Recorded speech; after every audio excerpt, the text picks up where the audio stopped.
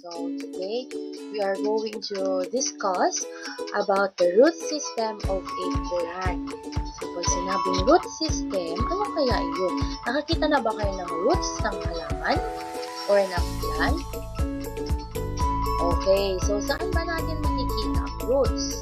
Makikita natin ito sa lupa, correct, or sa ilalim ng lupa. So now, let us dig into our lesson. So I hope you listen and learn with me, okay? So, alamin natin ano po ba ang root system of a plant. Let us read together. So, the root system includes all the roots of a plant which anchor it to the soil and absorb water and nutrients necessary for its survival. So, ang ibig sabihin po ng root system, doon natin makikita ang lahat ng ugat ng isang halaman. At ang ginagawa nito, it anchors it to the soil. Ibig sabihin nun ay, ito ang nagsisilbing anchor para hindi gumalaw or maianod ang halaman na nakatanim sa lupa. Okay po? And also, it absorbs water and nutrients.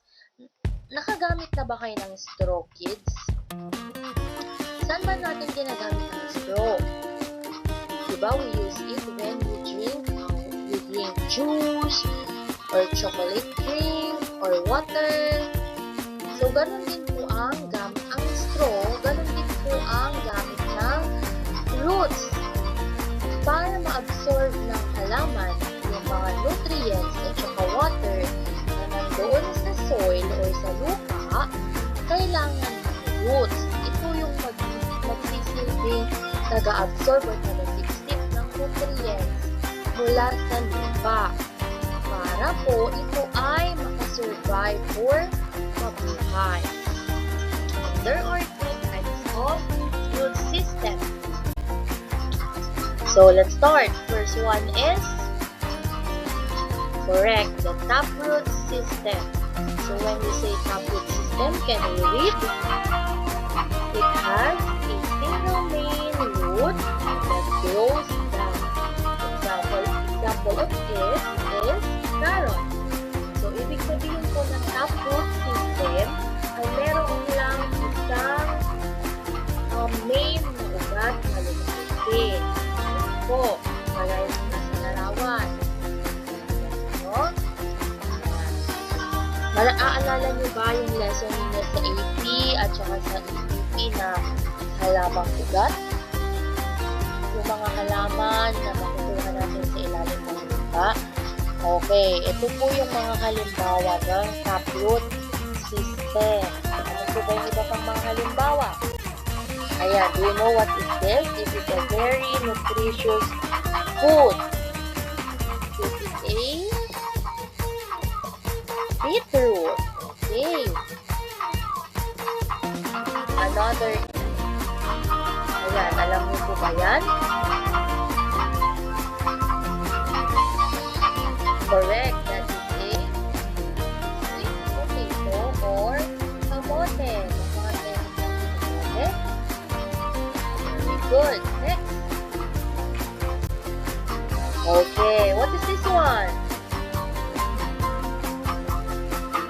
This is a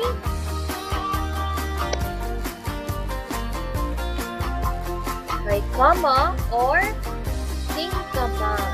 Naman tayo singkamas. Mas singkamas niya. Yes. Okay, next. Okay, what is this again? This is a ricama or singkamas. Next one. Bakit kita nyo dito? Yan ang naluto, tikang kamayan ni mamang yung kadito. Diba makita tayo dito? Yung ay sinigang. Yes, sabi yung mga sinigang. Saan? Isda. What is this? This is a radish, or labanos. Okay, so these are examples of a taproot system. Diba? Now, let's move on to the next type of root system, which is the 5-root root system. Can you say it again? 5-root root system. Very good. So, ano po ang 5-root root system? Can you read? 5-root root system forms then network of roots. That is closer soil surface. So, ulitin natin. Dense network of roots. That is closer to the soil surface. At ang example po niya ay wheat, rice, and corn. So, unlike that, the taproot system, yung taproot, ilan lang po yung dense na root na lumalaki.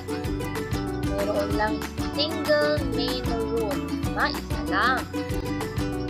While the 5-root root system, meron po siyang hindi lang isa, hindi lang dalawa, kundi maraming network of roots. Therefore, kagaya ng nasa picture. At ano iti roots na makita. Example are wheat, rice, and corn. So, let us see another example. So, ayan. What kind of plant is that? That is a coconut tree. Yes. O, diba nagadudeta ramot-ramot na. Nagwaras deta roots na. So, that is an example of 5-root root. Another, what is this?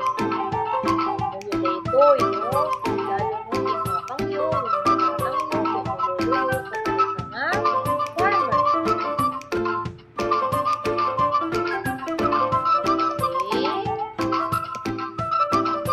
Palay or rice root. Another, what is this? Sabi siguro kasi niya. Lalo gagiti, aglajan, gagiti, bantay, gano'n na bakteran. What is this? This is a okay, look at this root. That is an example of 5-root root. How about this one? Correct. That is a banana tree. The banana tree also has a 5-root root. Another, what is this? This is a corn. Ano? Wala na ito mais.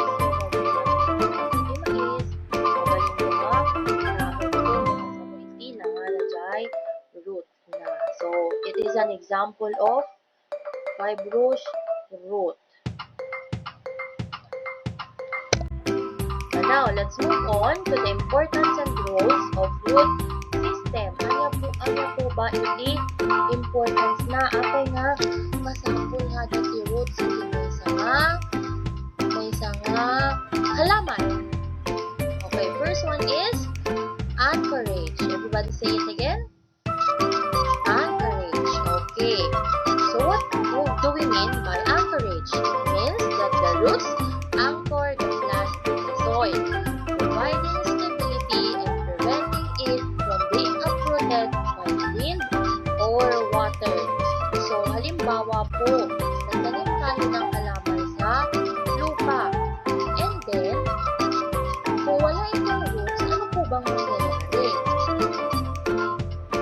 Yes, maaari po itong maianod or mabilis lang or madali lang siyang matanggal mula sa lupa. Unlike kapag meron itong roots, yung roots po, it will cling to the soil or ito yung mag-hold ng soil para hindi ito madaling maianod. Just like a boat or ship. Kapag huminto po yung mga ship o yung mga barko sa gitna ng dagat, Pag malakas po yung alon, ano po bang mangyayari sa bangka o sa ship o sa barko? Diba pwede itong mag-alon. Pero kapag ibinaba ng barko yung kanyang anchor sa dagat, hindi ito basta-bastang makakaalis dahil yung anchor yun yung nag-hold sa ship para hindi ito madaling umalis sa posisyon nito. And just like the roots, hindi rin madaling matanggal ang halaman o mabunot or maianod kapag mayroong baha, ulan, or mayroong animals around it kapag meron itong roots. Yes? Correct. Water and nutrient absorption. So, nasabi ko na kanina that the root system absorbs water and essential nutrients from the soil, which are vital for the plant's growth, development, and metabolic processes. So, halimbawa po, kapag tayo ay magdidilig ng halaman, di ba napag-aralan ninyo sa inyong EPP, ano po bang part ng halaman ang kailangan nating lagyan ng tubig o didiligan? Di ba po, yung ugat. Kaya po pag magdidilig tayo sa lupa po natin, nilalagay yung tubig. Why? Kasi yung roots po ay nandun sa ilalim ng lupa. And the roots serves just like the straw of the plant. Na-absorb ito yung mga nutrients mula sa lupa para yung plant po ay lumaki. Yan po. Okay.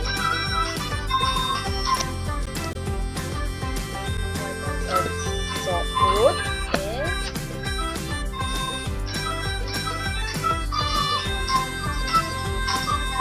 the soil structure improvement. Okay. Roots help improve soil structure by preventing erosion, enhancing water infiltration, and promoting microbial activity in the soil. So, ang soil structure improvement po ay nagagawa sa tulong ng root.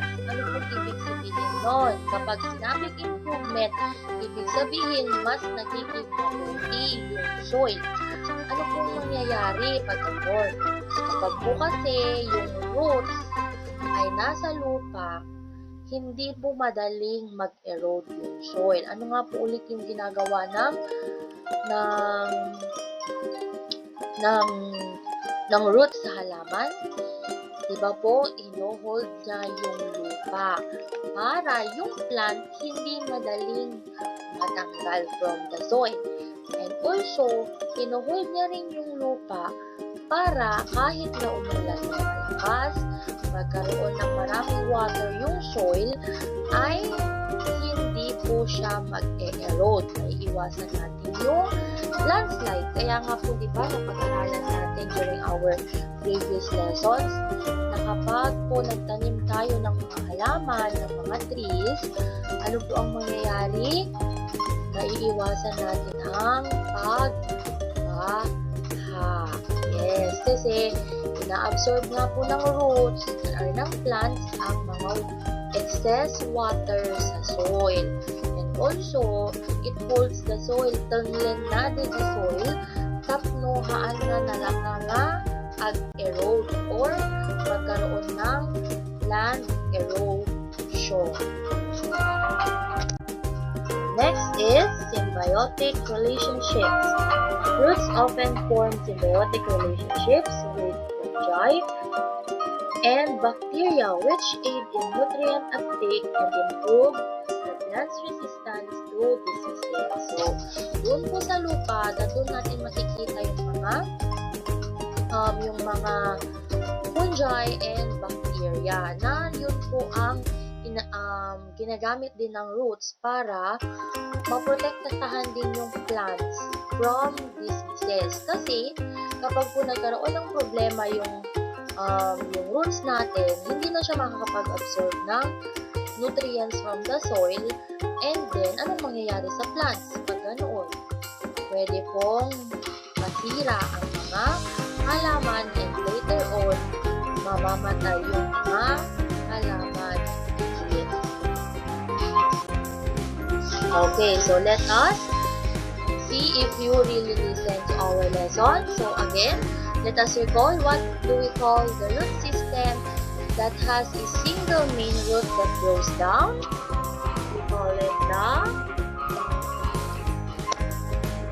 taproot or the taproot system. Correct. And ano yung mga halimbawa ng taproot system? Can you give? Can you think of the examples that we have discussed? Okay. Yes, your answers are correct. So let's see if your answers are here. We have carrots, beetroot, jicama or the singkamas, the radish or the labanos, and sweet potato or kamote. Right, very good. How about the root system that forms a dense network of roots? The root system na maraming ugat. Yung makalat yung kanyang ugat or marami siyang maliliit na ugat. We call it the fibrous roots. Correct. And what are the examples of fibrous roots?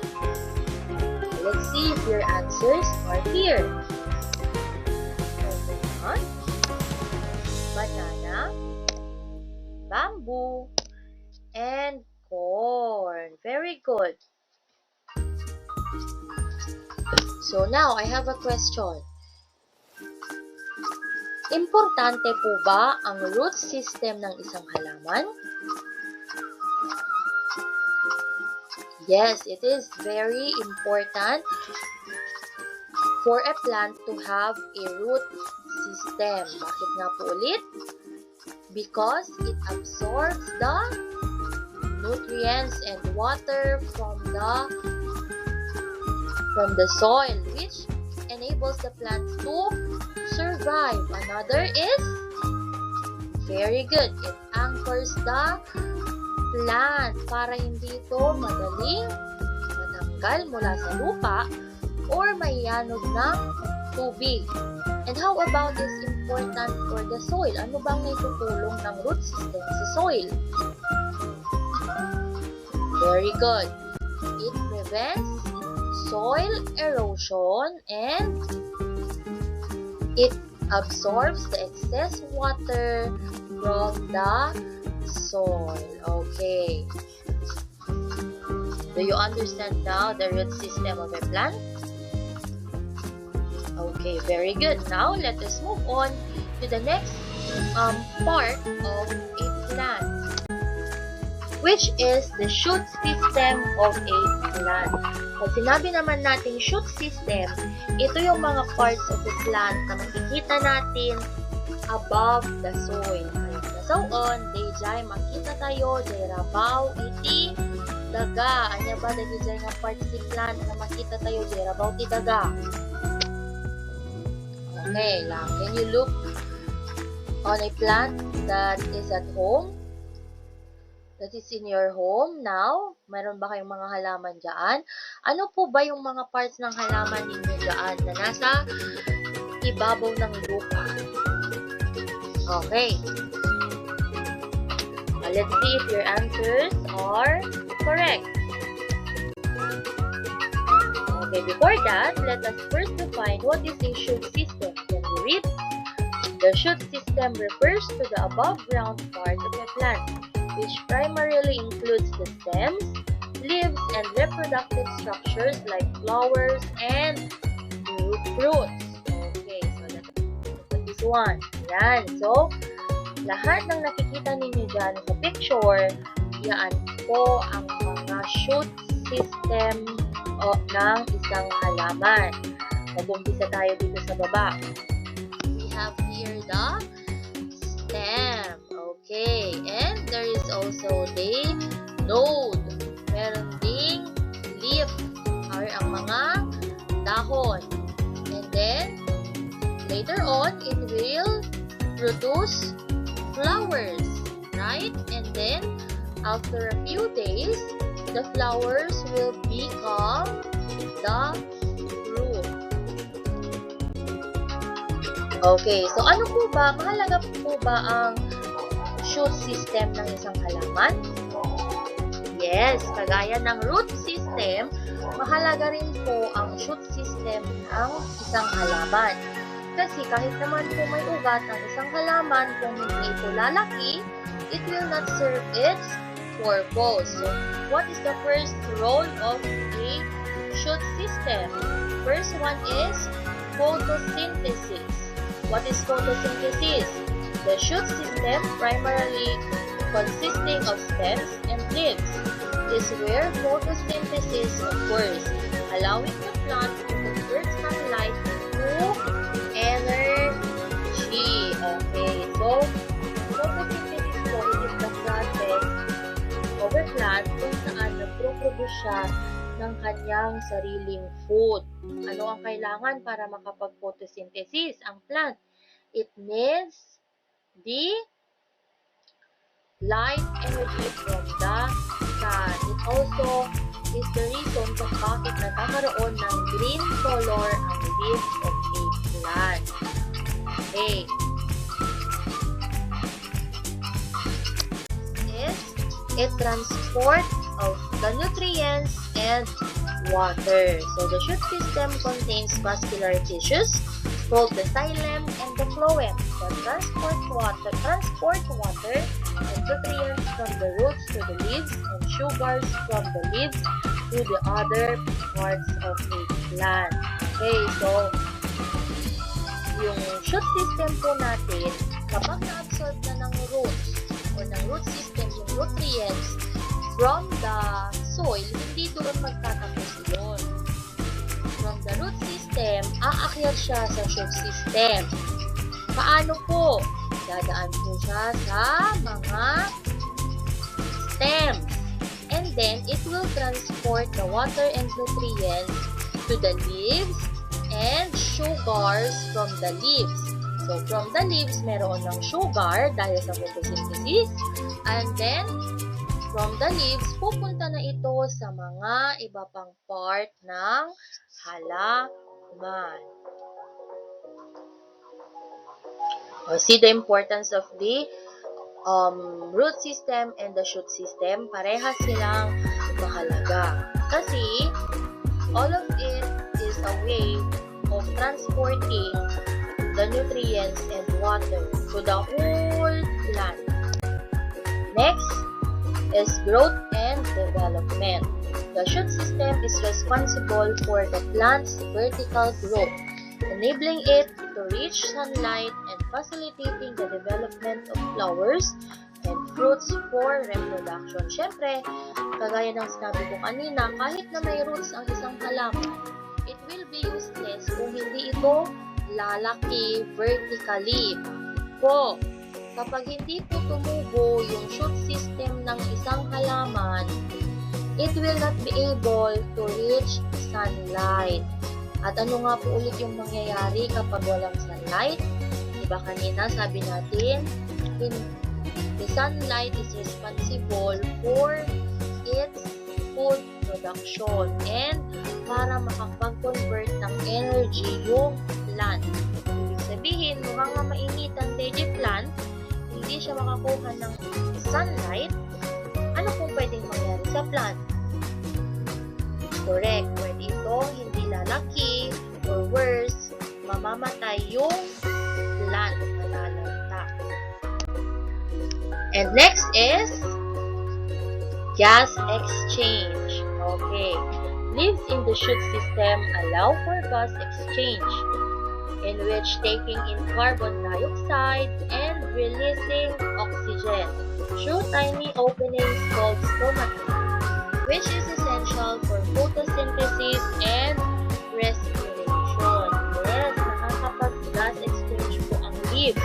Diba sabi natin noong previous lessons natin sa GMRC, sa science, and also sa EPP, na ang mga halaman po ay nakapagbibigay sa atin ng sariwang hangin na ating lalanghapin. At anong tawag doon sa gas na ating tinitik in? We call it the oxygen. Yes. So, breathe out. What do you call it? The carbon dioxide. Ano pa yung mga carbon dioxide natin? Yung mga usok na nanggagaling sa mga sasakyan. So, bakit kaya ang trees, ma'am? Kasi po, yung trees po, it absorbs the carbon dioxide.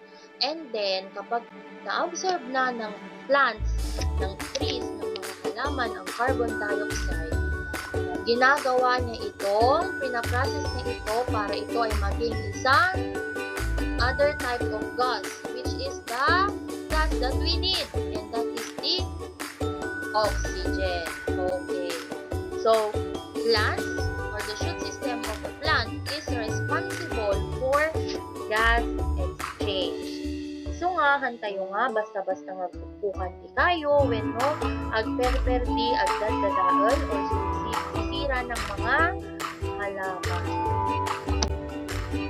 And, next is reproductive functions. So, the shoot system bears flowers and fruits, playing a key role in reproduction by facilitating pollination and seed dispersal. So, para po dumami ang mga halaman, di ba po kailangan po nating magtanim ng mga seeds.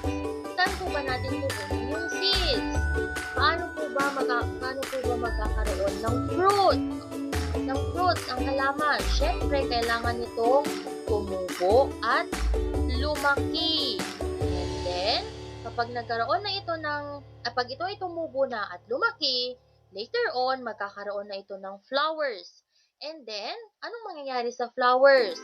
It will become its fruits. From then, pwede tayong magkaroon ng mga seeds na pwede natin itanim and grow it into another plant. And then, pwede rin magkaroon ng seed dispersal. When we say seed dispersal and pollination, yun yung mga insects or yung mga animals na pag kinain nila yung mga fruits, they will be able to disperse its seed. Pwedeng mahulog nila sa lupa yung ibang mga seeds, and then it will grow into another plant. Ayan po. Okay, so what are the two main parts of the plant? We have the root system and the shoot system. Okay, now let us try to answer activities. So, bring out your paper and number it from 1 to 5. Okay? So, what are you going to do is to write the correct answer on your paper na lang. So, you don't have to copy all of this. Just write your answer. Copy and answer po ba? Hindi po. Answer only on your paper.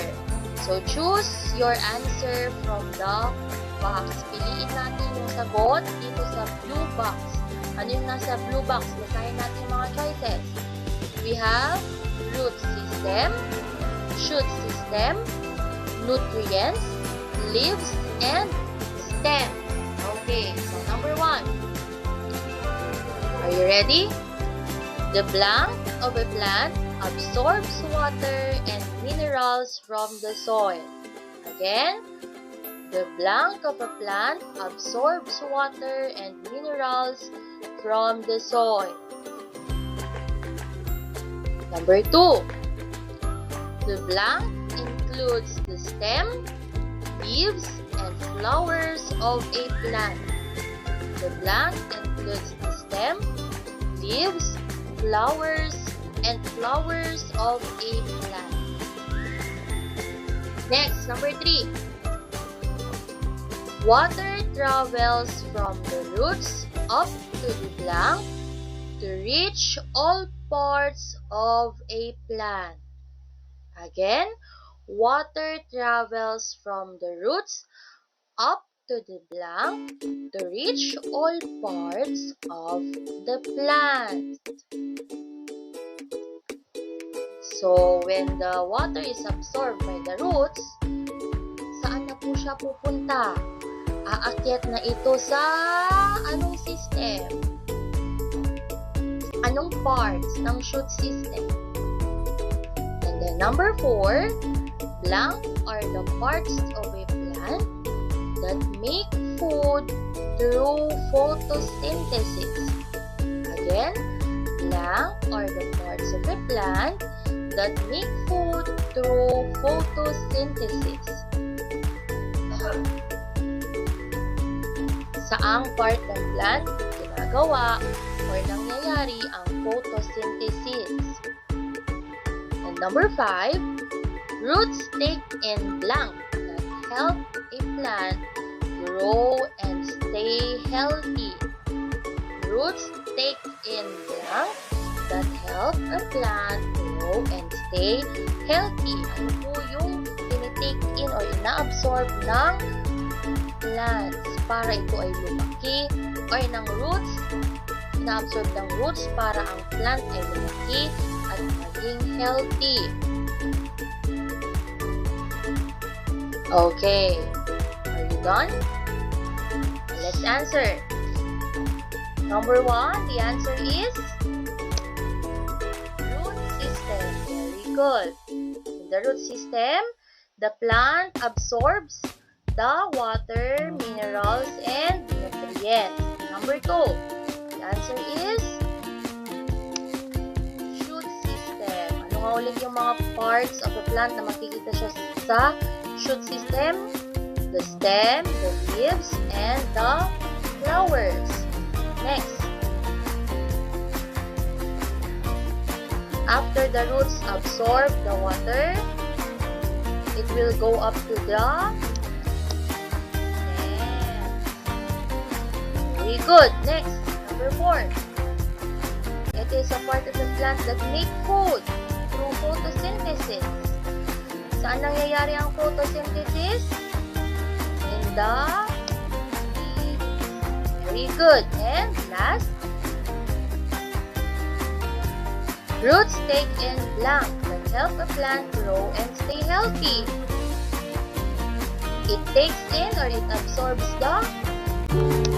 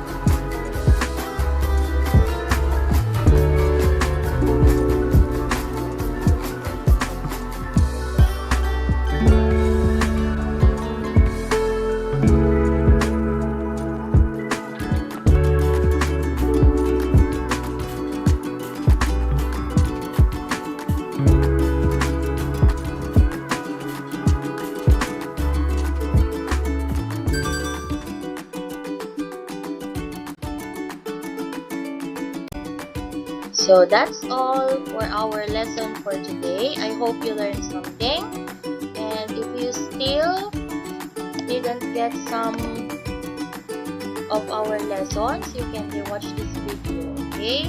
So please continue studying this one because this will be included included on your first term exam. So I hope to see you soon and have a good day.